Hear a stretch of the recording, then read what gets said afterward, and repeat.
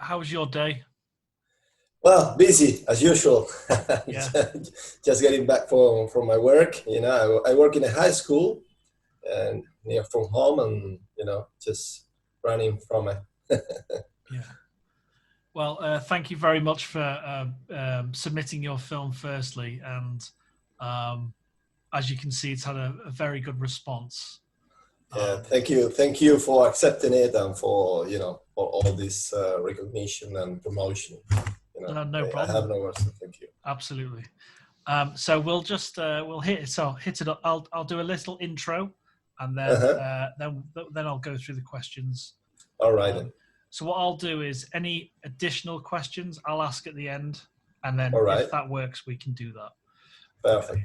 So welcome to Angel Hernandez Suarez, the director and award-winning filmmaker of Nom. How are you doing today, Angel? I'm doing fine, thanks. Well, thank you again. I know we said that a little bit earlier, but thank you again for your wonderful film.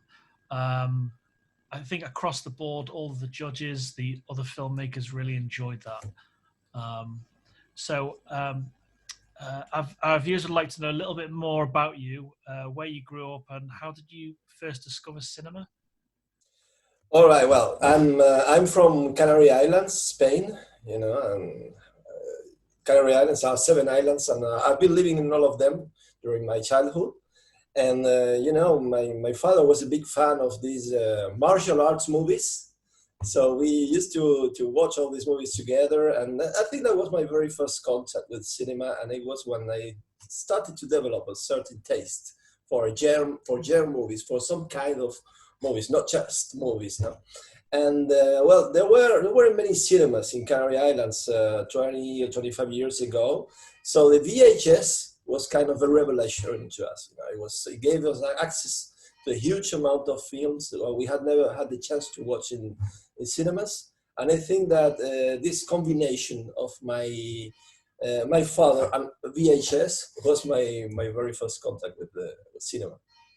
Absolutely. Our younger viewers wouldn't know what VHS was, so uh, I'll put a little link in the description about what that is. Uh, but how did you get started in filmmaking itself? Well, I think my first contact with filmmaking itself was in France around 20 years ago. I studied economics in Lyon, France. Lyon is, as you well know, the capital of cinema. And the first movie was shot in Lyon, and there's this cinema tradition all over the city. So when studying economics over there, we had this cinema atelier. Okay, so I volunteered to it because I was very interested in it, and we messed around with these Super 8 cameras, and it was great. It was really fun, and then we had everything was kind of handmade, very. How could I say? It's the real craft, the real cinema craft. Digital changed it all later, but at the moment in time was very very funny, and I met some talented friends who developed a career as filmmakers later. So I think that was my very first contact with cinema. Then I wanted to make a career as a teacher in a high school, and I forgot a little bit about cinema till 4 years ago, when after 40s I had this existential crisis, and I decided that that I had to catch up with this cinema passion, and I started to make films with my students, as school Oh, okay. projects, and that was a great training, and it was kind of an updating digital cinema and all that. And one thing led to another, and suddenly I found myself recruiting a bunch of friends to make a film on my own. That's great. That's really great. I like what you said about working with the students doing that. That's great. Have you always had a passion for horror, or was this something that fitted a great story that came together? I'm passionate about horror. It's without any doubt, it's my favorite genre. I think that this is a movie that left a track on me, like on many people. I think which was Alien. Alien I think I saw it when I was 6 years old. that doesn't tell Yeah. much in favor of my father. Yeah. But you know, it was kind of an experience. It was how could I say, it was a game changer. You know, from that moment on, my perception of cinema changed, and I knew that I wanted to watch that kind of movies. You know, I felt really attracted to everything that was doomy, gloomy, creepy, and all that. Absolutely. Was Ridley Scott one of your influences? And if he was there anyone else in cinema that really influenced you? Yeah, well, Ridley Scott as the author of this masterpiece is an influence. But if I had to tell you about my current influence, I wouldn't say that Ridley Scott is in the top list. Yeah. You know, but he's always there. You know, he's in everyone's He's a list. master. I think Yeah. it's a must. Yeah. But Uh, since you're asking, I would say that you know, maybe it may sound a bit staged, but Alex Proyas is without any doubt my very first influence. You know, yeah. visually, yeah, and light and shadow. It's yeah, beautiful what he creates. yeah. You know, The Crow and Dark City especially are, you know, they should be studied in every cinema academy all over the world. Absolutely. Yeah. How did you first hear about this festival? Because I know you submitted through Film Freeway. Yeah, I heard about it from a friend of mine, from a Turkish filmmaker with whom I have a close contact. Erkan, Yeah. maybe you remember him. Yeah. Okay, so we've been with Necroman, his film, and in a number of festivals, and we have That's a dark belonged. film. That's a dark film. Yeah, exactly. So we have this, kind of a friendship and on Facebook, and we talk about festivals, and we recommend this one or the other one. And he told me about Hellbound. So thanks to him that I submitted to Hellbound. That's great, man. Obviously, we want to talk about Norman. We'll talk about the awards a little bit later. How did because you said you work with a group of people, a group of filmmakers. How did the idea first come together? All right, it's quite simple. You know, I'm a cyclist. I love cycling. Cycling is part of my life. I can't live without my bike. You know, it's my wife and then my bike. And sometimes I rather go for the bike. Yeah. Now, you know, the bike is an essential part of my life. And when you were riding your bike, the ideas flow in a different way. You know, you're riding your bike, you're aware of everything around you, but you have this kind of crazy thoughts around, you know. Maybe it's because the whole blood goes to your legs. Yeah. And your head is empty, and you're in a pure state to create, you know. So, well, riding around through the mountains of Gran Canaria, I've always seen this scenery, incredible forests, the mist, and all that. I always thought that could be a good place to shoot a horror movie. And I remember to stop for a coffee somewhere in the middle of the mountains, and I had just this idea about a cyclist vampire, someone who feeds from the blood of some fellow cyclists. Yeah. So it was kind of it's a typical idea, you know. It came without any warning, just as a result of some stimuli that I had all around my bike ride. Absolutely. Was the kind of vampirism always going to be part of the film? Did you always want to make a film about vampires? Not actually. You know, the vampire myth is always there. Yeah, it's a classic in horror movies, and it's great to as a metaphor of many existential subjects. Yeah. You know, you have parasite societies, aging, mortality, transcendence. So I thought it was a great vehicle to explore this story. So if it just fit the story, you know. And as you could see, it's not actually the usual vampire. You know, he can stay under the daylight. He had no fangs. You know, it's another approach to the vampire myth. Yeah, Alex Proyas really enjoyed the daylight Mm, aspect of it, so that was yeah. great. How long did it take to write when you came up with the initial idea? Well, not much. I just shared this idea a couple of days later, because I go riding my bike with the lead actor very often. Ah, okay. We are colleagues at work, but also on the bike because he's a cyclist too.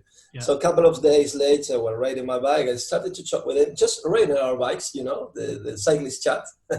And from the very first moment, he said, "Okay, I'm in." And then just a couple of days later, I made all the calls and everyone was in. But it's just a group of 5, 6 people. It wasn't difficult to recruit all the yeah. crew. I thought it was great, and it's really interesting to hear that is he a teacher? Yeah, he's a teacher too. He's the arts teacher. Oh wow. He did, and he did some theater when he was young at the school. Yeah, But that's all. That's all. He's not a professional actor. But yeah, the whole role was written for him. I was thinking about him when I wrote this role. So I had the chance to meet a very well-known British director in a festival in Germany, Julian Richards, and when talking, he told me, if you do the right cast, if you cast right, if you do the right casting, you don't have to direct, yeah. and It, that's what I did. it worked I out think very well. Yeah, yeah, so I think we nailed it with the yeah. casting. We wrote the part, the role for him, and then he was great too.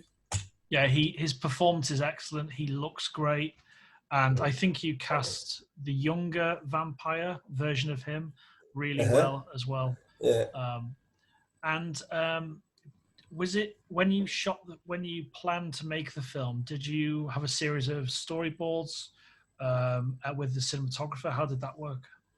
Yeah, I did a very rough storyboard, and my communication with the cinematographer has always been very good because he was a student of mine 13 years ago. Okay, so he met me as a teacher, and we have this close and personal relationship, and we also have this mm, connection. Every time I share a vision with him, he immediately gets it. Clicked, yeah, So yeah. We this is non-verbal communication. Somehow he already knows what I'm thinking about, and it takes just a few draws or drawings or whatever to have the complete picture.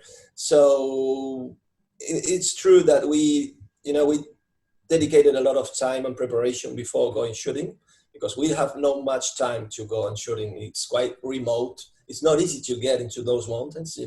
yeah, So once you're there, you need to know what to do.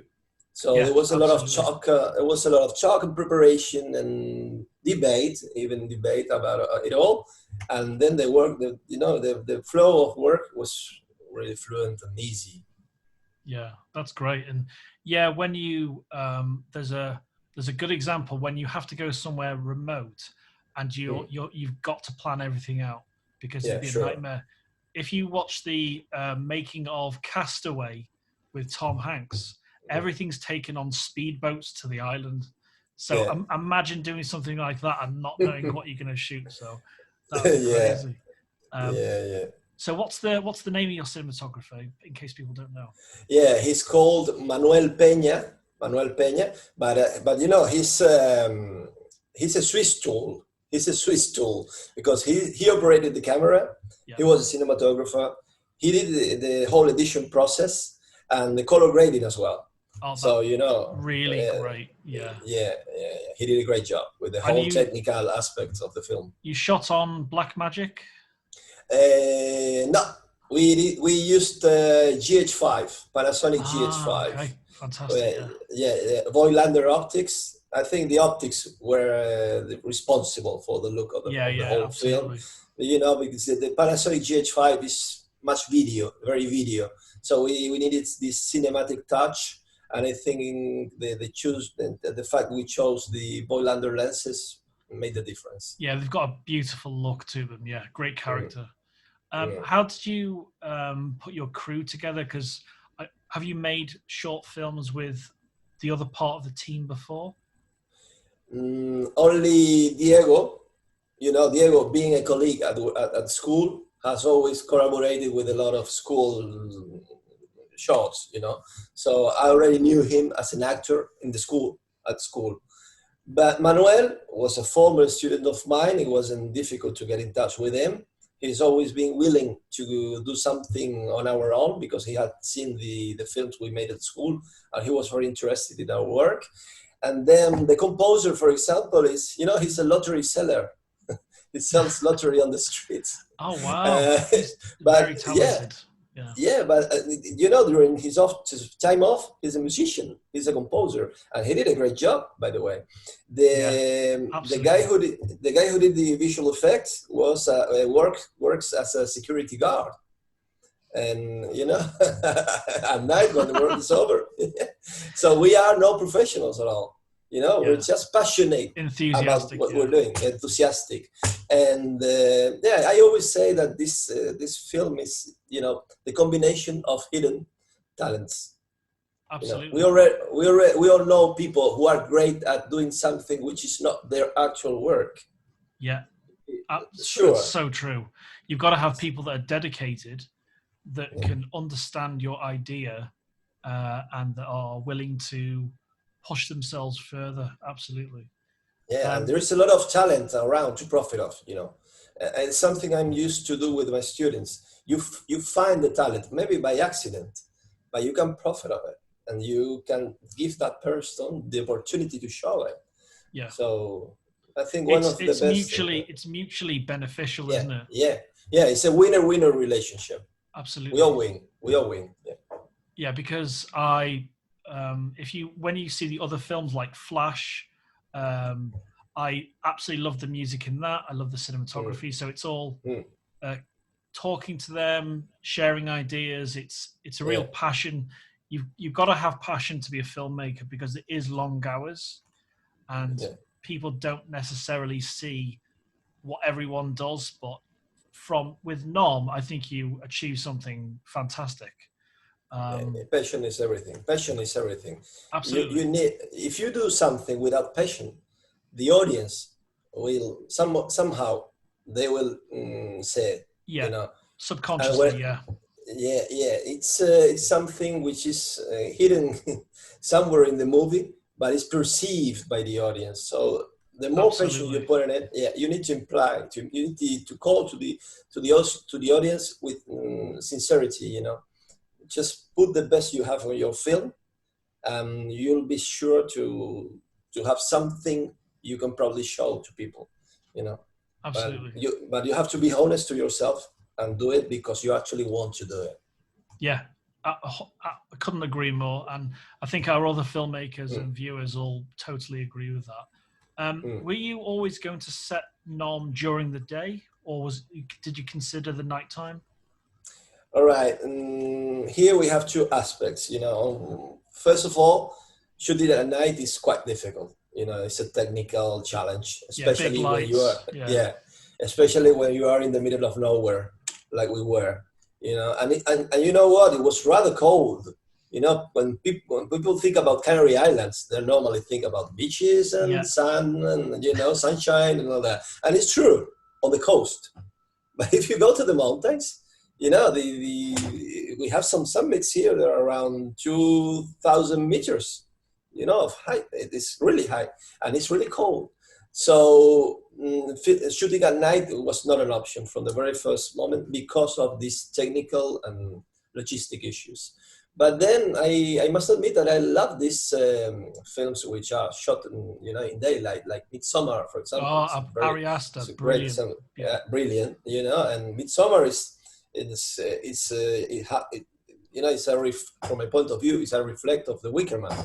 yeah, The Wicker Man, it was almost the same concept, daylight film and but creepy atmosphere, you know. So I thought that this the use of natural light and daylight could fit the story if you choose the right moments, these moments of the day when the light is somehow diffused and covered by some clouds, and it was difficult, though, because we have many climate weather changes here in Canaries. So the light could change from one moment to another, and we had to stop and wait for them. There's a big cloud coming from there. Just wait and see. Yeah. Yeah, yeah. I think that was a very smart and very modern choice as well, because to shoot it at night, you'd have to have these massive lights. Yeah. And what I liked was how the older and younger vampire was. We see them in the garage. Now it's nice to have that very private and intimate moment with the character, like in Midsummer, where a character's wearing another person's skin, and there's the very private things in Midsummer happen in a building or in darkness, but everything else, the darker stuff, happens in, I'd say, the daylight. So it was a really nice contrast to have the two different settings. Yeah. We went for the same concept, you know. Yeah, absolutely. In fact, the garage you see is the actual garage of my friend Diego, where he works with his bike, and he's also an artist. So you can see, if you watch, if you look if you look carefully, you'll see that there are some sculptures and, you know, the kind of things you will find in an artist garage. I think that worked really well because it gave you this production value, really high production value. Sure. And did he already have a painting of himself? Yeah. You know, it was like made on purpose, but it's not the case. It was already there. In fact, he has many paintings of himself. You know, he's been a painter for more than 30 years, and it's normal. As a painter, it's normal to have some self-portraits. So he had 3 or 4 of them. I think we showed 2 of them in the film. One close shot at the very beginning of the film. Yeah. This is shot. Yeah, this is a close up, and then we had the last one, which is the one normally people remembers now. Yeah, absolutely. Yeah. Did you do much set dressing? Did you move the garage around much? Did you move the garage around? No, not much. We just added some. Did you see these cyclist posters? Yeah. Yeah. We just added some of them because, you know, we wanted to create this cycling fan atmosphere. Okay, but that was all we did. Everything was already there. The school. There's a big egg. These creepy things, because Diego is already, you know, a horror fan, so he's also a horror fan. So he had some creepy stuff around. So we didn't have to do much. Was it his skull? That the skull with the the skull. Yeah. It's a human skull. It's real. It was given to him by a doctor friend so many years ago. And he uses it as, as an anatomy model, because some of them I would like to show you his art, because he works a lot with these concepts of schools on which you build cities. Yeah. It's very exotic, you know, and that school has served as a model, as an anatomic model for him for quite a long time. So that's why the school was there. We used it as a trophy or something like Absolutely, that. Yeah. Yeah. How long was the post-production process of Nom? It wasn't very long, because when we were shooting at the movie, we had the movie in our heads. So we knew what we wanted. So, you know, we didn't have to do this horrible thing of saying, we'll fix that in post. Okay. Yeah. We didn't have to. Maybe sometimes we just had to, you know, to put on with something, but normally we knew what we were doing. So the post-production process was very fluent, and Manuel, he's a great professional, especially when it comes to color grading and all that. So it was very easy. The difficult part was the sound. The sound was a nightmare, because, you know, we didn't have any sound caption during the shooting. No caption at all. We had a silent movie. You know, when we finished, we had a silent movie. So we just have, we just had the sound in camera sound, which is not useful, it's useless, As a reference, it's okay, but it's useless. So we had this friend who is Yeray Navarro. He's an experimental musician, okay? He's in this kind of experimental music. He has a lot of knowledge about sound and the psychological impact of sound, how you create emotions with sound, etc. So we just contacted him. He was happy to join the team, and he took care of the whole sound. Everything is done as Foley sound. Yeah, I think you did a very, very good job of that, because Foley can be obvious. If you don't do Foley right, it can be really obvious and take you out of the moment. Yeah. Was the location close to where you live? Well, it was close in terms of in geographic terms, but in terms of time, it was quite far. Here in Canaries, the roads, when the mountain roads are, it's we call them lizard roads, because we say that when they make these roads, they release a lizard and they follow the lizard. And that's the road they made, Absolutely.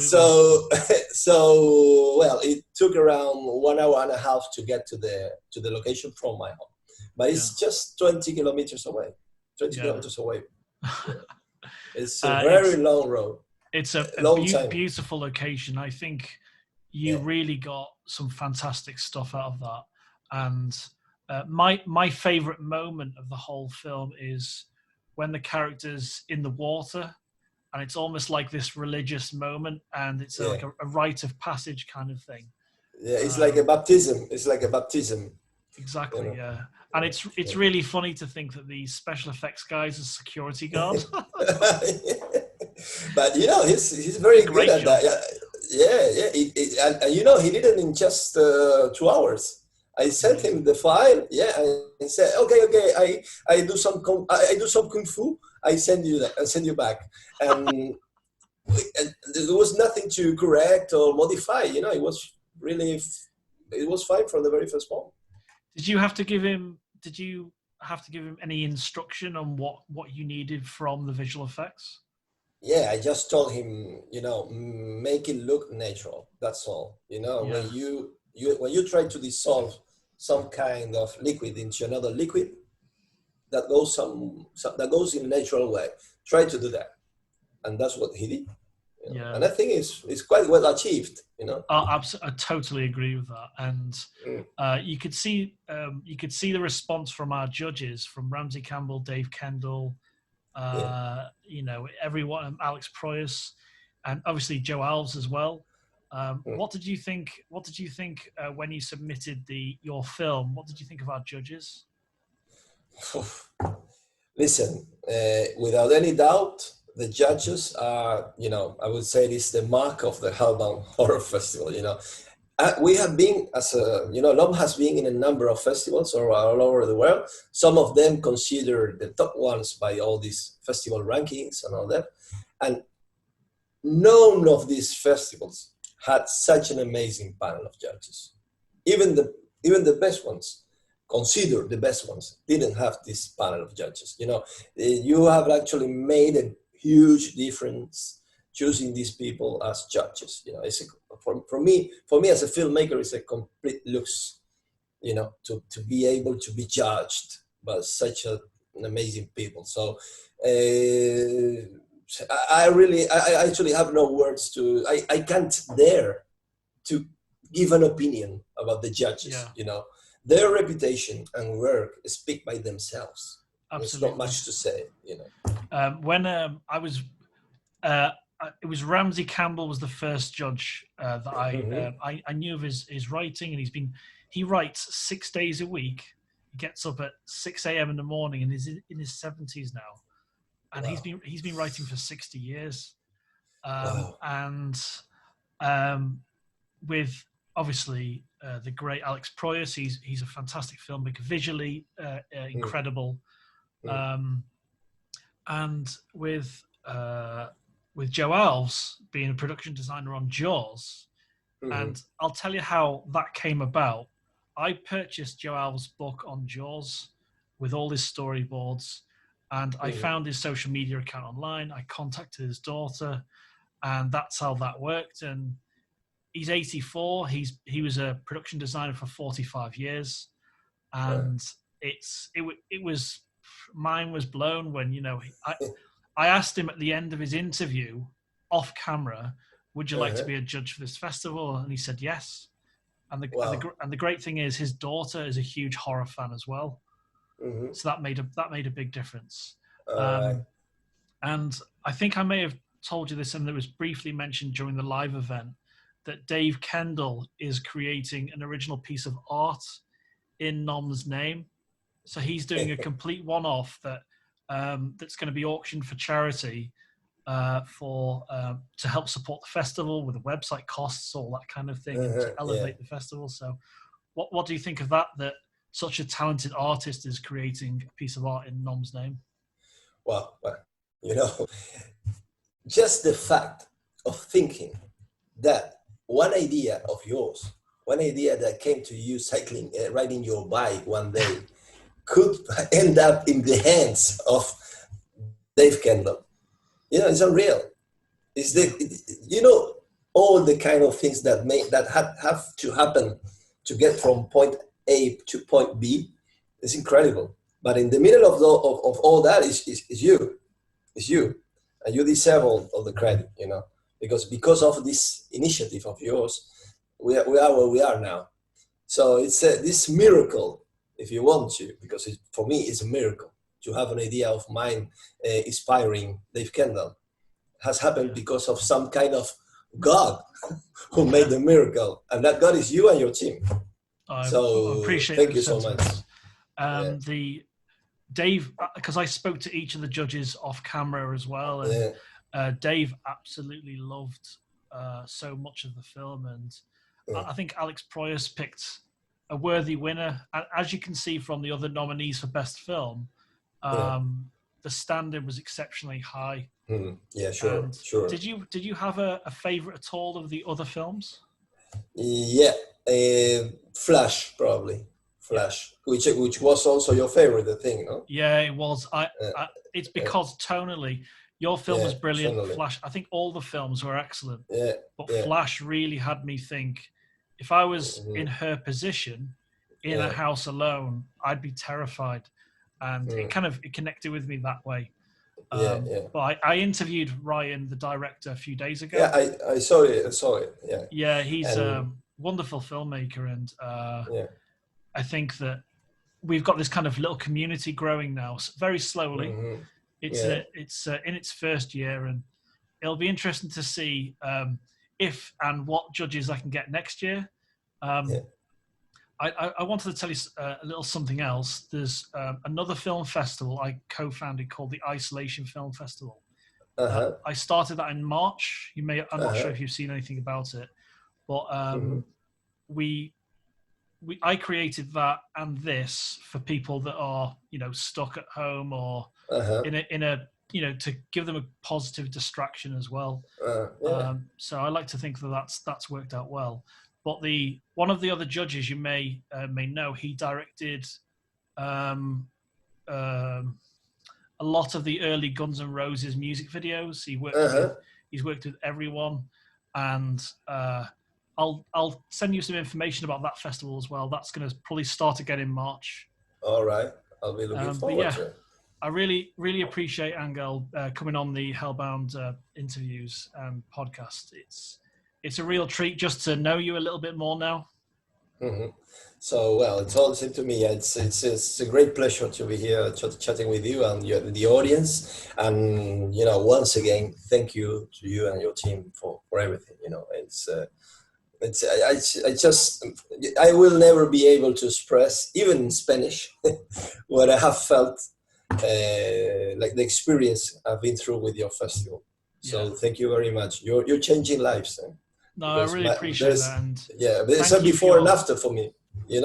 I remember that day in the award ceremony. It's a before and after in my career as a filmmaker. You know, it's Yeah. definitely, you know. So that's because of you and your team, and I thank you for that. No, I really appreciate that, and thank you for Nom. It's a wonderful film, and I'm very happy that it's being picked up on video on demand in Spain as well. So that's, and then we'll work out a way of showcasing that later in next year. Yeah, And we'll find a way to it. yeah, we'll put the trailer up you sent me across. So thank you again, Angel, for coming on board, and thank you and hopefully you'll submit something next year as well.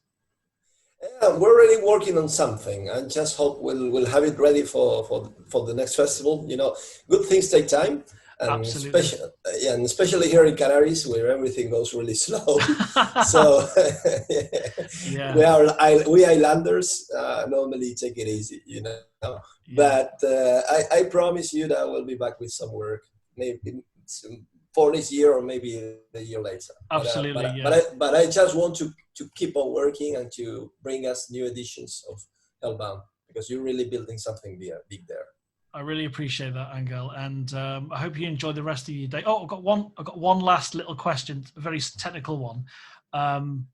How did you get the shots of the close-ups of the bike rider?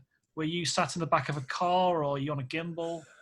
Okay, well, that's gonna be a secret between you and me, okay? Because if people in Spain,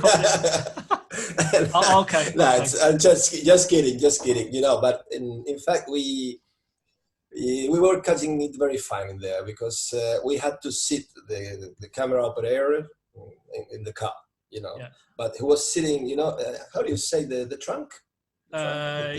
Trunk in the US. Okay. The rear part of the car.